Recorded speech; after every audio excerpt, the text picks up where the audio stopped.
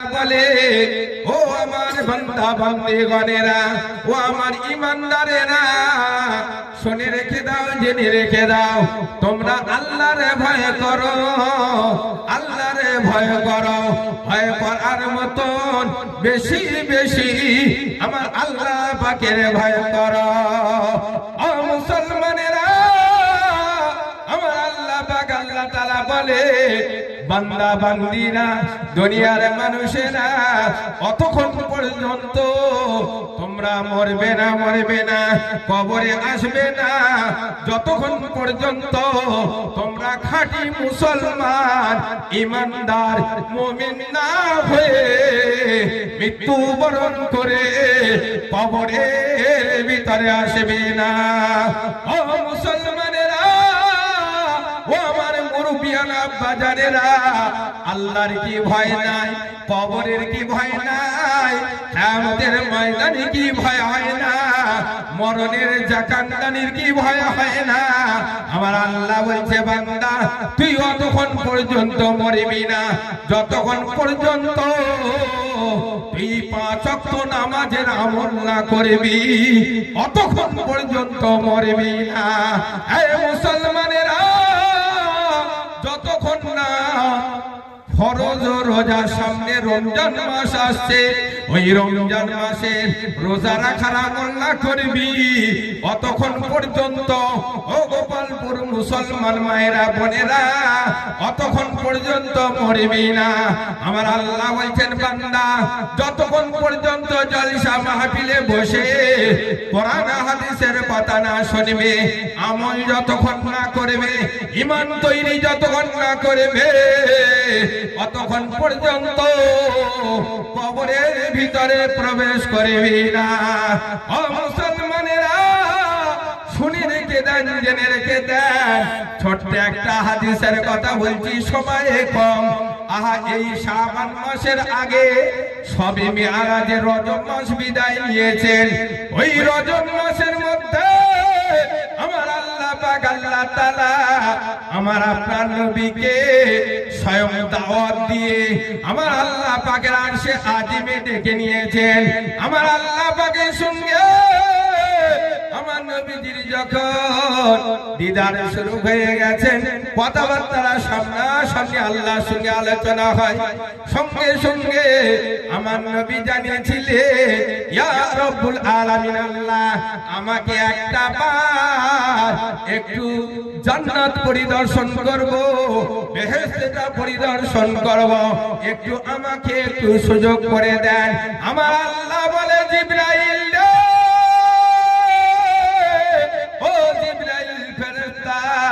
আমার নবীকে সাথে করে নিয়ে একটু জান্নাতের ভিতরে প্রবেশ করাও।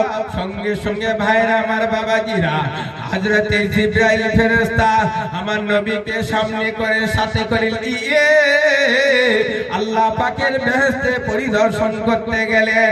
সঙ্গে সঙ্গে আমার আল্লাহ পাকের বেহেশতে দরজার সম্মুখে আমার আপনার নবী যখন হাজির হয়ে গেছে, সঙ্গে সঙ্গে দেখা গেল বেহেশতের দরজার সম্মুখে হযরতে বেলাল রাদিয়াল্লাহু তাআলা আনহু জান্নাতের ভিতরে দরজার সম্মুখে দাঁড়িয়ে আল্লাহর নবী, বিশ্ব নবী, বিশ্বগুরু, জগৎগুরু নবী মুহাম্মদুর রাসূলুল্লাহ যখন জান্নাতের ভিতরে তানার পা মোবারকখানা, কদমখানা এগিয়ে দিয়েছে, সঙ্গে সঙ্গে হযরতে বেলাল নবীজির সামনে এগোচ্ছে।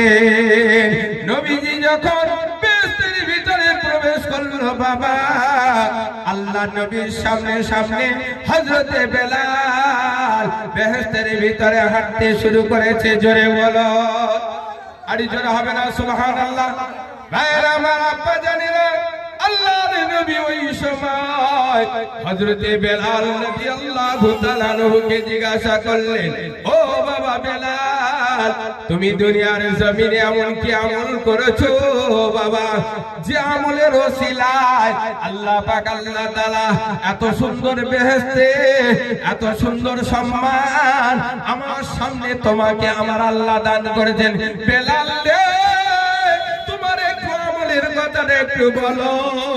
ও গোপালপুর ভাইরা, মুসলমান ভাইরা, আমার আব্বা জানেরা, আম্মা জান বোনেরা, হযরত বেলাল রাদিয়াল্লাহু তাআলা আনহু আমার নবীকে বললেন, আসসালাতু আসসালামু আলাইকা ইয়া রাসূলুল্লাহ, ইয়া হাবিবাল্লাহ, হুজুর আমি এমন কিছু আমল করতে পারিনি, তবে দুনিয়ার জমিনে যখন নামাজ পড়ার জন্য ওযু করতাম, আমি যখন কোরআন পাক তেলাওয়াত করার জন্য ওযু করতাম, আমি যখন জলসায় গিয়ে বসবো বলে ওযু করতাম, আমি যখন কবর জিয়ারত করব বলে ওযু করতাম, আমি যখন জিকিরের মজলিসে বসবো বলে ওযু করতাম। ইয়া রাসূলুল্লাহ, ইয়া হাবিবাল্লাহ, হুজুর আমার, আমি ওই ওযু করার পরে ওযুটা এত সুন্দর জিনিস, আমার আল্লাহকে শুকরিয়া আদায় করার জন্য আমি তাহিয়াতুল ওযু 2 রাকাত নামাজ পড়িতাম।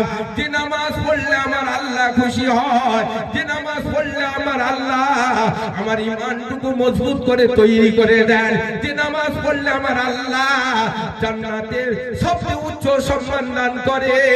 আমি দুনিয়ার জমিনে 5 ওয়াক্ত নামাজ যদি পড়ি 5 বার ওযু করতে হয়, 5 দুগুণে 10 রাকাত আমি নফল নামাজে বেশি করে পড়তাম। জোরে বলুন আমার ভাইরা, বাবাজিরা, হযরতে বেলাল রাদিয়াল্লাহু তাআলা আনহু তাহিয়াতুল ওযু, ওযু করার পরে তাহিয়াতুল ওযুর নামাজ বেশি করে পড়তেন। আমরা মুসলমান শুধুমাত্র জুম্মার দিনে, শুক্রবার দিন মসজিদে গিয়ে তাহিয়াতুল ওযু নামাজ পড়ি, তাছাড়া আর পড়ি না। কিতাবে লেখা আছে মুসলমান কোরআন পড়ার জন্য ওযু করতে হলে ওযুর উপরে 2 রাকাত নামাজ পড়ে তারপরে কোরআন পড়ো। মুসলমান জলসায় যেতে হলে ওযু করবে, ওযু করার পরে 2 রাকাত নামাজ পড়ে জলসায় গিয়ে বসবে। এভাবে যদি নামাজে আমল করতে পারো ভাইরা, আমার আল্লাহ জান্নাতের ভিতরে সবথেকে উচ্চ সম্মানের জান্নাত আমার আপনার জন্য আল্লাহ দান করবে। জোরে বলো ও ভাই জানেরা, আব্বা জানেরা, এবার আল্লাহ নবী বললেন, ইয়া আল্লাহ রাব্বুল আলামিন, আমাকে একটু জাহান্নাম পরিদর্শন করিয়ে দেন। আমার আল্লাহ বলে, জিবরাইল, ও জিবরাইল ফেরেশতা রে, আমার নবীকে এবারে একটু জাহান্নাম পরিদর্শন করিয়ে দাও। আমার নবী মিরাজে এসেছে, নবীজি আমার জিবরাইল সাথে করে নিয়ে জাহান্নাম পরিদর্শন করলো। একটা জাহান্নামের ঘরের সম্মুখে যখন হাজির হয়েছে, ওই জাহান্নামের ঘরের জানালা দরজা সব বন্ধ আছে। ওই ঘরের ভিতরে হাজার হাজার নারী, পুরুষ, মহিলা, মেয়ে, ছেলের কান্নার আওয়াজ, পুরুষ বেটা ছেলের কান্নার আওয়াজ শুনতে পায়। আল্লাহ নবী বলে, জিবরাইল ফেরেশতা আলাইহিস সালাম, তুমি বলতে পারো এই ঘরের ভিতরে এতগুলো নারী পুরুষের কান্নার আওয়াজ কেন এত? ওই সময় জিবরাইল ফেরেশতা বলেছেন, ইয়া রাসূলুল্লাহ, ইয়া হাবিবাল্লাহ, ওই ঘরটার নাম হয়েছে জাহান্নাম, হুতামা দোজখ। ওই দোজখের ভিতরে আপনার জামানার মানুষেরা, আপনার যুগের মানুষেরা ওই জাহান্নামের ভিতরে আছে। আখিরি জামানা নবীর উম্মত উম্মতানিরা জাহান্নামা। আল্লাহর নবী বলে, ও আল্লাহর ফেরেশতা জিবরাইল আলাইহিস সালাতু ওয়াস সালাম, বলো এই জাহান্নামের ভিতরে আমার উম্মত উম্মতানিরা এত কেন থাকবে? এরা কি অন্যায় অপরাধ করেছিল?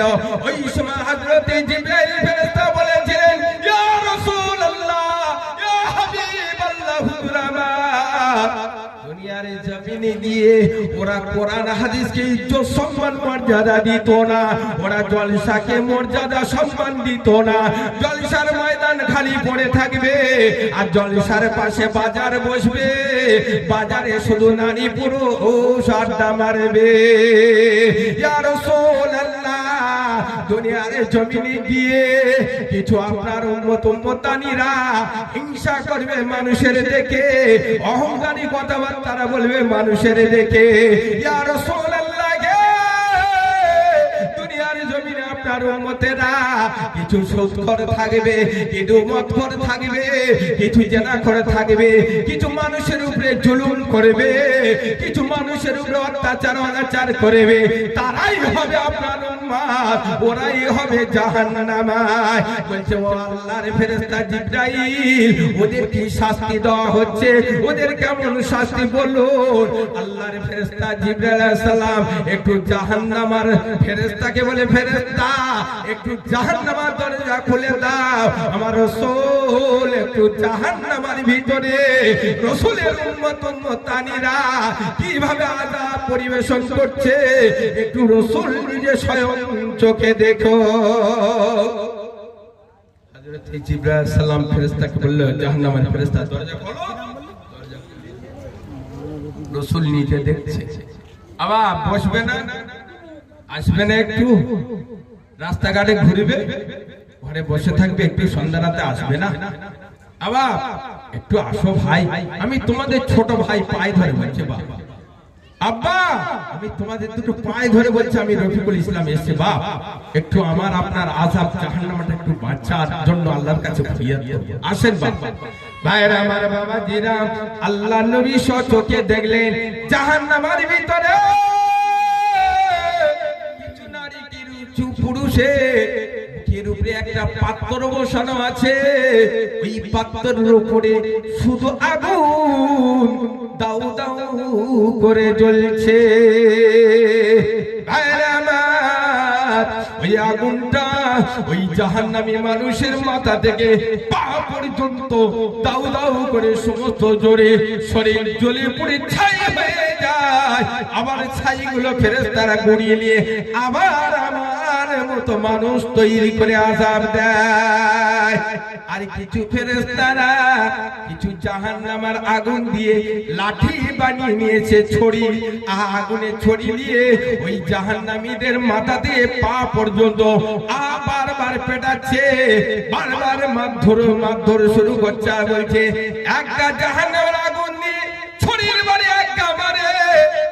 ফেরেশতা জিজ্ঞাসা করে, আল্লাহর বান্দারা জলসা হয়েছিল, গ্রামের ছেলেরা মাটি কাটা পয়সা, গাড়ি চালানো পয়সা, মাথায় মোটকোয়া পয়সা, দেশ ছেড়ে বিদেশে গিয়ে টাকা পয়সা ইনকাম করে কোরআন হাদিসের জান্নাতের বাগান বসেছে। তোমরা জান্নাতের বাগানে না বসে শুধু জলসার আড়ে বাড়ে ঘুরেছো, দেখেছো, আর ওই মেলা করেছো, মেলায় কেনাকাটা করেছো, আহা বিবিকে নিয়ে, শালিকে নিয়ে, চাচতো বোন, মামাতো বোন, ভাই বোনদের সাথে করে নিয়ে আনন্দ ফুর্তি করে জলসায় বসনি, খেয়েছো আর ঘুরেছো। তার জন্য তোমাদের একটা একটা অফার দিচ্ছি, প্রায় একা করে আগুনে ছড়ি বাড়ি খাও। এইভাবে নবীকে বলছেন, ইয়া রাসূলুল্লাহ, এইভাবে কিয়ামত পর্যন্ত আপনার ওই সমস্ত উম্মতানিদের মধ্যে যারা আল্লাহর নাফরমানি করেছে, আল্লাহর শানে বেয়াদবি করেছে, কোরআন হাদিস যারা মানেনি, তাদের জন্য কিয়ামত পর্যন্ত এইভাবে আযাব হবে। আমার ভাইরা, নিশ্চয় আমরা গোপালপুর এই বাউনের চক মুসলমান ভাইরা আমরা জাহান্নামী নয়, আমরা আল্লাহর সব জান্নাতি। জান্নাতি মানুষ সব বসে আছি, জোরে বলুন সুবহানাল্লাহ। এর জোরে বলে যাবেন সুবহানাল্লাহ। এটা আর জোরে হবে, নারায়ে তাকবীর, নারায়ে তাকবীর।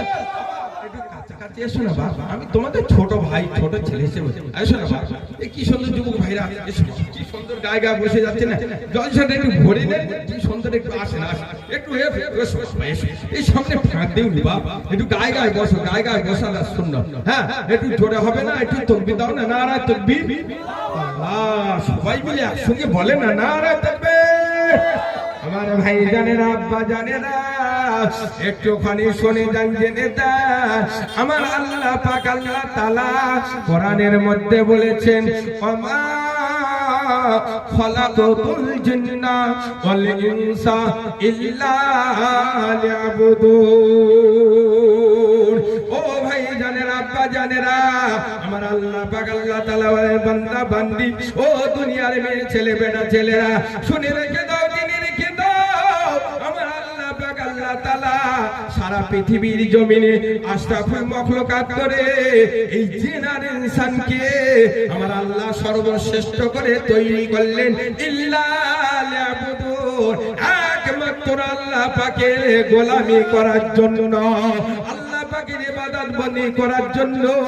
ও ভাইরা বাবাজিরা, জিন তো মানুষের তৈরি নয়, জিন তো আগুনের তৈরি, ওরা আমাদের দেখতে পায়, আমরা কিন্তু ওদের দেখতে পাই না। ওরা এক জাতি আল্লাহর ইবাদত বন্দি করে, আল্লাহ পাকের গোলামি করে। এই মুসলমান ভাইরা, এই দুনিয়ার জমিনে বসে আছো, এই দুনিয়ার জমিনের মাটি দিয়ে আমার আল্লাহ পাক আল্লাহ তাআলা আমাকে আপনাদেরকে ইনসান করে মানুষ করে দুনিয়ার জমিনে প্রেরণ করেছে। আল্লাহ বলে দিয়েছেন ইল্লা লিয়াবুদুন, বান্দা তুমি আমার ইবাদত করবে, আমার হুকুম মানবে, আমার গোলামি করবে, আমি আল্লাহ তোমার জন্য পুরস্কার রেখেছি। জোরে বলুন সুবহানাল্লাহ। কি পুরস্কার? আল্লাহর দয়া, জান্নাত দুনিয়া আখিরাতে পেয়ে যাবে। ও ভাই জানেরা, আব্বা জানেরা, শুনে রেখে দিন, জেনে রেখে দিন, এই মানুষ সৃষ্টি করবার পূর্বে আমার আল্লাহ পাক আল্লাহ তাআলা হযরতে জিবরাইল ফেরেশতাকে বলেন, জিবরাইল আলাইহিস সালাতু ওয়াস সালাম, তুমি পৃথিবীর জমিন থেকে এক মুঠো মাটি নিয়ে, পৃথিবীর জমিন থেকে নিয়ে আমার দরবারে হাজিরি করে দেবে। আল্লাহর সবথেকে বড় ফেরেশতা জিবরাইল আলাইহিস সালাম পৃথিবীর জমিনে এসে বাবা হাত দুখানা দিয়ে এই মাটি থেকে এক মুঠো মাটি কেটে নিয়ে আমার আল্লাহ পাকের দরবারে যাবে। কিন্তু ভাইরা, এই পৃথিবীর জমিনের মাটি ওই সময় আল্লাহর ফেরেশতা জিবরাইলের কাছে কান্নাকাটি শুরু করেছে। জিবরাইল জিজ্ঞাসা করলেন, পৃথিবীর জমিনের মাটি তুমি কেন কাঁদছো? তোমার কত বড় সৌভাগ্য, তোমাকে নিয়ে আমার আল্লাহ পাকে আরশে আজিমে হাজির করব। কত বড় তোমার নসিব ভালো, তুমি আল্লাহর কাছে যাবে। মাটি ওই সময় মানুষের মতন করে জবান খুলে বলেছিল, এ আল্লাহর ফেরেশতা জিবরাইল আলাইহিস সালাতু ওয়াস সালাম, শুনে রেখে দাও, জেনে রেখে দাও, আমাকে পৃথিবীর জমিন থেকে যদি এক মুঠো মাটি কেটে নিয়ে আমার আল্লাহ পাকের দরবারে যদি হাজির করে দেয়, আমার আল্লাহ পাক আল্লাহ তাআলা আমাকে ইনসান অর্থাৎ মানুষ রূপে আদম খলিফা বানাবে। আর পৃথিবীর জমিনে গিয়ে আমরা অন্যায় অত্যাচার করব, আল্লাহর হুকুম মানব না, আল্লাহ শানে নাফরমানি হয়ে যাবে, আল্লাহ পাক আমাদের আযাব দিয়ে কষ্ট দেবে। এই জন্য করে কাঁদি ফেরেশতা, আমার থেকে এক মুঠো মাটি কেটে নিয়ে না। জিবরাইল ফেরেশতা বড় মায়ার ফেরেশতা, মহব্বত করা ফেরেশতা। পৃথিবীর জমিনের কান্না ওর দিলে এত কষ্ট লাগলো, ও মাটি আর নিল না, ও চলে গেল। এবারে আমার আল্লাহ বলে, ও মিকাইল ফেরেশতা তুমি যাও। জিবরাইল আনতে পারলো না। জিবরাইল পৃথিবীর জমিনে এসে এক মুঠো মাটি নেবে বলে মাটির উপরে হাত দিয়েছে। জমিনের মাটি অর্থাৎ আমরা কেঁদেছিলাম, ও মিকাইল ফেরেশতা না না না না, আমাদের নিয়ে যাবে না, যাবে না, কারণ আমাদের থেকে মাটি কেটে নিয়ে গেলে আমার আল্লাহ আদম খলিফা মানুষ বানাবে, আল্লাহর ইবাদত বন্দি করব নি, নামাজ রোজা কিছু করব না, কোরআন হাদিস মানব না, তার জন্য জাহান্নামের আযাবের মধ্যে ভুগতে হবে। না না না না না, জাহান্নামে আমরা তৈরি হব না, জাহান্নামের আগুনে জ্বালানি কাঠ আমাদেরকে রেখে দেন বলে কাঁদছি। মিকাইল ফেরেশতা মায়ার ফেরেশতা, ওর কান্না সহ্য হলো না, ও চলে গেল। এবার ইসরাফিল ফেরেশতাকে আমার আল্লাহ বলে, ইসরাফিল, ও ইসরাফিল আলাইহিস সালাম, তুমি যাও পৃথিবীর জমিন থেকে এক মুঠো মাটি নিয়ে এসো। ইসরাফিল আলাইহিস সালাম ফেরেশতা এসে পৃথিবীর জমিনেতে যখন হাত দুখানা রেখে এক মুঠো মাটি নেবে বলে মাটিটা সবে মাত্র হাত দিয়ে মুঠো মারছে, ওই সময় পৃথিবীর জমিনের মাটি আমরা সবাই মিলে কেঁদেছিলাম, ও আল্লাহর ফেরেশতা ইসরাফিল, আমাদেরকে কেটে নিয়ে যাও না, কারণ আমরা আল্লাহর হুকুম মানতে পারবো না, আল্লাহ আযাব দেবে। এই বলে বাবা ইসরাফিল ফেরেশতাও চলে গেল। পরে কোনে আমার আল্লাহ বলে, আজরাইল আলাইহিস সালাম, তুমি পৃথিবীর জমিনে যাও, এক মুঠো মাটি নিয়ে আমার দরবারে হাজির করে দাও। হযরত আজরাইল ফেরেশতা পৃথিবীর জমিনে আসলো বাবা, এসে এক মুঠো মাটি নেবে। ওই সময় পৃথিবীর জমিনে মাটিগুলি সবাই কাঁদে। আজরাইল ফেরেশতা জিজ্ঞাসা করলেন, পৃথিবীর জমিন, ও মাটি রে, কেন এত কান্নাকাটি করছো? বলে, দেখো আল্লাহর ফেরেশতা, আমাদেরকে হযরত জিবরাইল নিতে পারলো না, ইসরাফিল ফেরেশতা নিতে পারলো না, মিকাইল ফেরেশতা নিল না, তারা আমাদের মায়া দরদ বুঝেছে। আর তুমি আজরাইল, তুমি নিও না, আমার থেকে যদি এক মুঠো মাটি নিয়ে যাও, আমার আল্লাহ তোমাকে খলিফা বানাবে, পরে কোনে আমরা আল্লাহর শানে নফরমানি হয়ে যাব, তার জন্য আল্লাহ আযাব দেবে। ওই আযাব আমরা সহ্য করতে পারবো না, ওই কবরের আযাব, ওই জাহান্নামের আযাব, কিয়ামতের বড় কঠিন মুসিবতের আযাব আমরা সহ্য করতে পারবো না। ওই সময় আজরাইল বলেছিলেন, দেখো আল্লাহ পাক মাটি তোমাদের সৃষ্টি করেছেন আল্লাহর গোলামি করার জন্য, আল্লাহ পাক আমাদের নূর দিয়ে ফেরেশতা বানিয়েছে আল্লাহর গোলামি করার জন্য, এটা আল্লাহর হুকুম। আল্লাহ পাক হুকুম দিয়েছে, আজরাইল তোমাকে এক মুঠো মাটি পৃথিবীর জমিন থেকে নিয়ে আসতে হবে, কিন্তু আল্লাহর হুকুম তো আমি মানবো, আল্লাহ পাকের হুকুম যদি না মানি আমি আল্লাহর দরবারে গুনাহগার হয়ে যাব। এই বলে আজরাইল ফেরেশতা আল্লাহর বেশি বেশি ভয় করে পৃথিবীর জমিনের মাটি নিয়ে আমার আল্লাহর দরবারে হাজির করে দিয়েছে। আমার আল্লাহ সেই মাটি দিয়ে এই পৃথিবীর জমিনে নারী আর পুরুষকে আল্লাহ বানিয়ে দিয়েছে আল্লাহ পাকের ইবাদত করার জন্য, আল্লাহর গোলামি করার জন্য। ও ভাইরা বাবাজিরা, পৃথিবীর জমিনে এসেছি 50-100 বছর 70 বছর আমরা ধরো হায়াতে থাকবো, কিন্তু এই দুনিয়া ছেড়ে সারা জীবন আমাকে আপনাকে কবরে কিয়ামতে যেতে হবে। ওই জায়গায় সারা জীবন আপনি আল্লাহর ইবাদত বন্দেগী আল্লাহ পাকের গোলামি যদি করতে পারো, তাহলে আমার আল্লাহ পাক সারা জীবন আপনার জন্য নাজাত দিয়ে আল্লাহর বেহেশতে তোমাকে হাজির করাবেন। বলুন সুবহানাল্লাহ। এটা দরুদ শরীফ আল্লাহুম্মা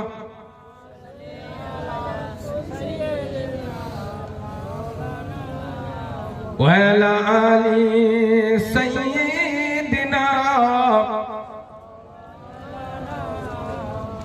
আমার নবী প্রাণের নবী, আমার নবী প্রাণের ছবি, রাস্তা দিয়ে হেঁটে যায় চলার পথে উম্মে জামিল কাটা এনে বিছিয়ে দেয়। আল্লাহ বলে, ও জিবরাইল দেরি তুমি করো না, উম্মে জামিল কাটা বিছায় তুমি বিছাও দুই ডানা। আল্লাহুম্মা সাল্লি আলা। ভাইরা একটু মহব্বতের সঙ্গে একটু জোরে বলেন, একটু মহব্বতের সঙ্গে পড়েন, ভক্তি ভরে পড়েন।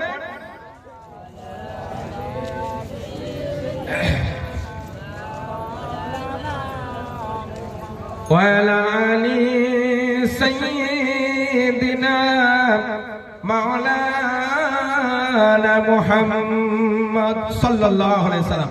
ভাইরা আমার, বাবাজিরা, ভারতবর্ষের জমিনে দ্বীন আর ঈমান ইসলাম প্রচার হলো একমাত্র আমার আল্লাহ পাকের মহান দান। কিন্তু কোন নবীরা কি আমার এই ভারতবর্ষের জমিনে এসেছেন? বা আমার নবী বিশ্ব নবী মুহাম্মদুর রাসূলুল্লাহ, সকলে বলেন সাল্লাল্লাহু আলাইহি সাল্লাম, তিনি কি এই ভারতবর্ষের জমিনে কোন সময় এসেছিলেন? আসেননি। তাহলে কিভাবে আমরা ইসলাম পেলাম? আমরা ইসলাম থেকে তো দূরে ছিলাম। ইসলাম কি জিনিস আমরা জানতাম না। তবে হ্যাঁ, আগে আমার নবী মুহাম্মদ সাল্লাল্লাহু আলাইহি ওয়াসাল্লাম, নবী ঈসা আলাইহিস সালামের আগে যুগে যে সমস্ত নবীরা এসেছে, তার মধ্যে কিছু নবীদের রওজা পাক দেখতে পারবেন ভারতবর্ষের জমিনে। পাঞ্জাব রাজ্যে যখন যাবেন, বোরাক শরীফ পাহাড়ের উপরে যখন আপনি পরিদর্শন করবেন, ওখানে দেখবেন 12টা নবীর রওজা আছে। কোন কোন জায়গা দেখছি 13টার কথা বলেছে, কিন্তু আমি নিজে রফিকুল ইসলাম, যখন আমি একটু দেশ মানে আমার দেশটাকে আমি যখন সফর করলাম, আমি পাঞ্জাবের জমিনে এক সময় গিয়েছিলাম, দেখেছি ওই জায়গায় ওই পাঞ্জাবের জমিনে